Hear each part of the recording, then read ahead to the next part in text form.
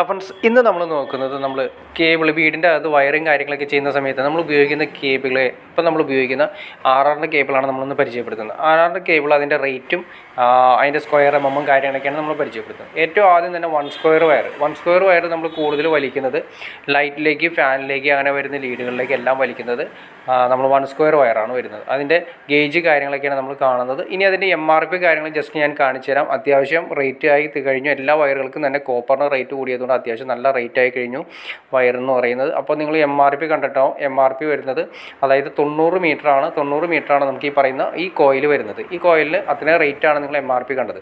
അതിൻ്റെ മോഡൽസാണ് കാണുന്നത്. സൂപ്പർഎക്സ് എന്ന് പറയുന്ന ആറാറിൻ്റെ മോഡൽസാണ് കണ്ടത്. ആറാറിൻ്റെ തന്നെ പല ടൈപ്പ്, അതായത് ഓരോ കമ്പനികളുടെയും വരുന്നത് പല പല ക്വാളിറ്റിയിൽ വരുന്നുണ്ട്. അപ്പോൾ നമുക്ക് ഇഷ്ടപ്പെട്ട ക്വാളിറ്റിയിൽ നമുക്ക് വാങ്ങിക്കാൻ പറ്റും. വൺ സ്ക്വയർ വയറാണ് നമ്മൾ നേരെ കണ്ടു.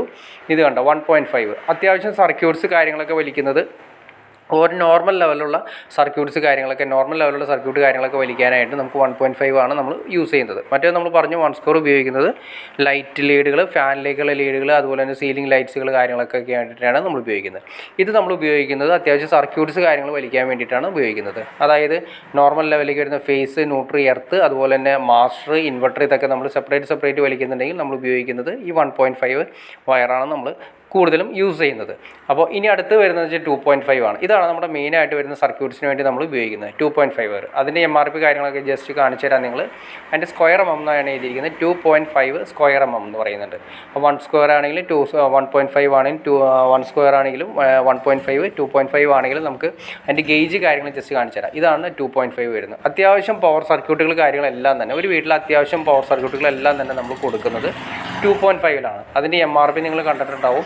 അതായത് 90 മീറ്റർ വരുന്ന MRP ആണ് ഈ കാണുന്നത്. എന്തായാലും ഈ റേറ്റ് വരുന്നില്ല, എന്നാൽ അതിനേക്കാൾ കുറച്ച് നമുക്ക് ഇത്ര പെർസെൻറ്റേജ് ഡിസ്കൗണ്ടോടുകൂടി നമുക്ക് മാർക്കറ്റിൽ നിന്ന് അവൈലബിൾ ആണ്. ഇത് കൊടുത്തിരിക്കുന്ന MRP ആണ് കൊടുത്തിരിക്കുന്നത്.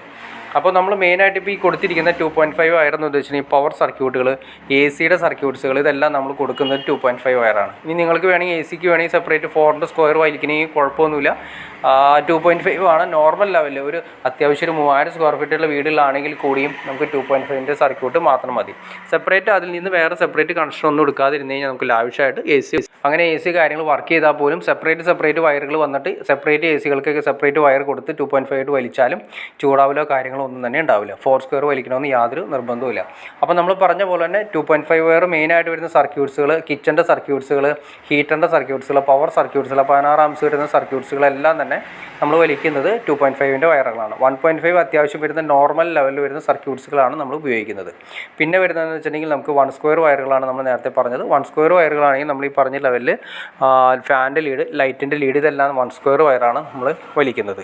അപ്പോൾ നിങ്ങൾക്ക് ഈ വയറുകളെ കുറിച്ചിട്ട് ഇനി പല ക്വാളിറ്റിയുള്ള വയറുകളുണ്ട്. പല കമ്പനികളിലും തന്നെ റേറ്റ് കൂടുതലും കുറവും അനുസരിച്ചിട്ട് പല ക്വാളിറ്റിയുള്ള വയർ വരാറുണ്ട്.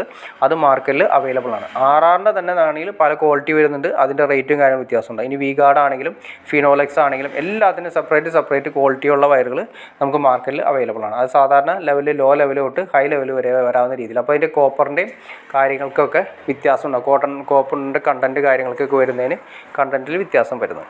അപ്പോൾ നിങ്ങൾക്ക് ഈ വീഡിയോ ഇഷ്ടപ്പെട്ടെന്ന് വിചാരിക്കുന്നു. ഇനി എന്തെങ്കിലും ഡൗട്ട്സോ കാര്യങ്ങളോ ഉണ്ടെങ്കിൽ തീർച്ചയായിട്ടും കമൻറ്റ് ചെയ്യാൻ മടിക്കരുത്, ഷെയർ ചെയ്യാനും മടിക്കരുത്, സബ്സ്ക്രൈബ് ചെയ്യാനും മടിക്കരുത്. തീർച്ചയായിട്ടും സബ്സ്ക്രൈബ് ചെയ്തേക്കുക ചാനൽ. എന്നാലേ നമുക്ക് ഇതുപോലുള്ള ഇൻഫോർമേറ്റീവായ വീഡിയോസ് ചെയ്യാനുള്ളൊരു മോട്ടിവേഷൻ ലഭിക്കുള്ളൂ. തീർച്ചയായിട്ടും ചാനലൊന്ന് സബ്സ്ക്രൈബ് ചെയ്തേക്കാം. ഓക്കെ ഫ്രണ്ട്സ്, അടുത്ത വീഡിയോയിൽ കാണുന്നവരെ ഓക്കെ.